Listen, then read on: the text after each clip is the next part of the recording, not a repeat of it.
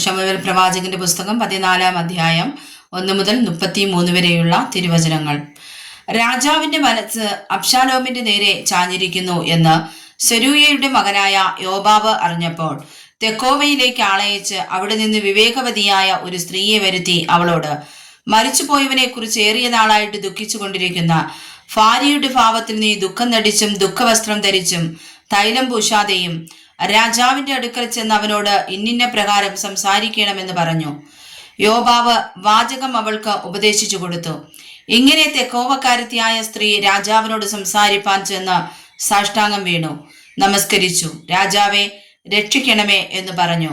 രാജാവ് അവളോട്, നിനക്കെന്തു വേണം എന്ന് ചോദിച്ചതിന് അവൾ പറഞ്ഞത്, അടിയൻ ഒരു വിധവയാകുന്നു, ഭർത്താവ് മരിച്ചുപോയി. എന്നാൽ അടിയന് 2 പുത്രന്മാരുണ്ടായിരുന്നു. അവർ വയലിൽ വെച്ച് തമ്മിൽ കലഹിച്ചു. അവരെ പിടിച്ചു മാറ്റുവാൻ ആരുമില്ലായക കൊണ്ട് ഒരുത്തൻ മറ്റവനെ അടിച്ചു കൊന്നു. കുലം മുഴുവനും അടിയന്റെ നേരെ എഴുന്നേറ്റു. സഹോദര ഘാതകനെ ഏൽപ്പിച്ചു തരിക, അവൻ കൊന്ന സഹോദരന്റെ ജീവന് പകരം അവനെ കൊന്ന് അങ്ങനെ അവകാശിയെയും നശിപ്പിക്കട്ടെ എന്ന് പറയുന്നു. ഇങ്ങനെ അവർ എന്റെ ഭർത്താവിന് പേരും സന്തതിയും ഭൂമിയിൽ വെച്ചേക്കാതെ എനിക്ക് ശേഷിച്ചിരിക്കുന്ന കനലും കെടുത്തുകളവാൻ ഭാവിക്കുന്നു.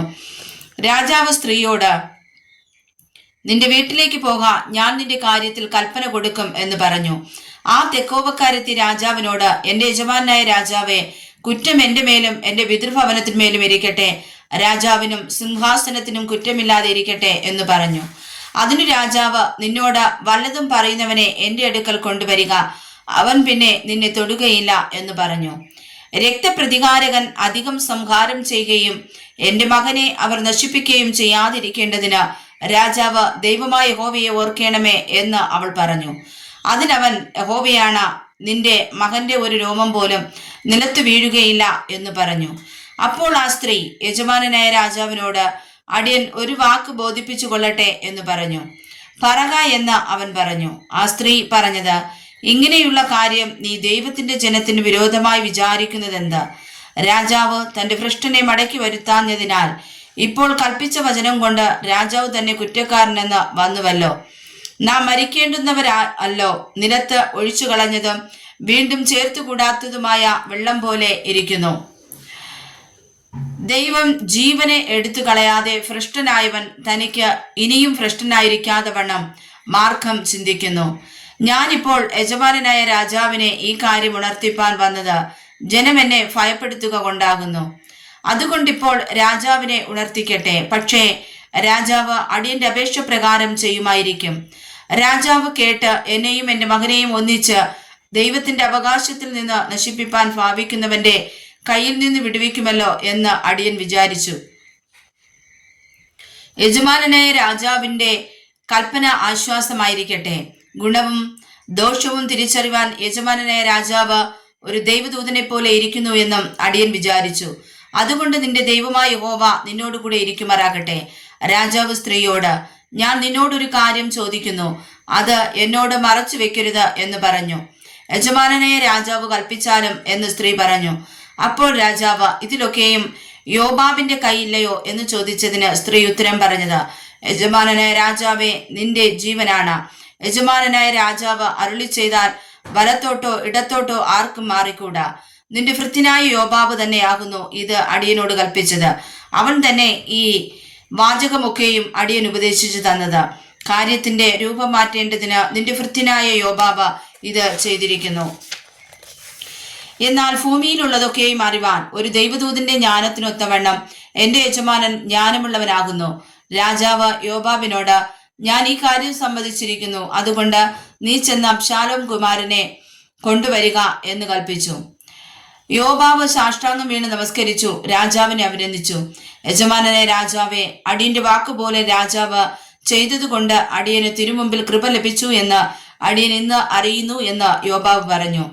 അങ്ങനെ യോബാബ് പുറപ്പെട്ട് ഗശൂരിൽ ചെന്ന് അബ്ശാലോമിനെ യെരൂശലേമിലേക്ക് കൂട്ടിക്കൊണ്ടുവന്നു. എന്നാൽ രാജാവ്, അവൻ തന്റെ വീട്ടിലേക്ക് പോകട്ടെ, എന്റെ മുഖം അവൻ കാണരുത് എന്ന് കൽപ്പിച്ചു.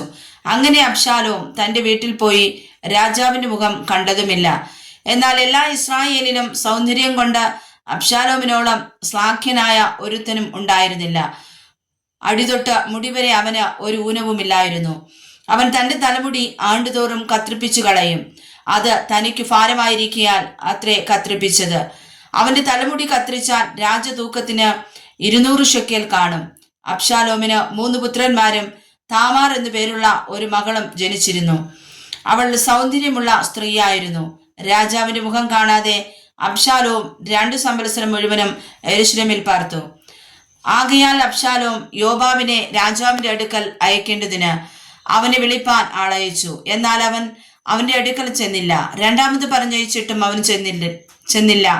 അതുകൊണ്ട് അവൻ തന്റെ ഭൃത്യന്മാരോട്, എന്റെ നിലത്തിനരികെ യോവാബിനൊരു നിലമുണ്ടല്ലോ, അതിൽ യവം വിളഞ്ഞു കിടക്കുന്നു, നിങ്ങൾ ചെന്ന് അത് തീ വെച്ച് ചുട്ടുകളവിനെന്ന് പറഞ്ഞു. അങ്ങനെ അബ്ശാലോമിന്റെ ഭൃത്യന്മാർ ആ കൃഷി ചുട്ടുകളഞ്ഞു. അപ്പോൾ യോവാബ് എഴുന്നേറ്റ് അബ്ശാലോമിന്റെ വീട്ടിൽ ചെന്ന് അവനോട്, നിന്റെ ഭൃത്യന്മാർ എന്റെ കൃഷി ചുട്ടുകളഞ്ഞത് എന്ത് എന്ന് ചോദിച്ചു. അബ്ശാലോം യോവാബിനോട്, ഞാൻ ഗശൂരിൽ നിന്ന് എന്തിനു വന്നിരിക്കുന്നു?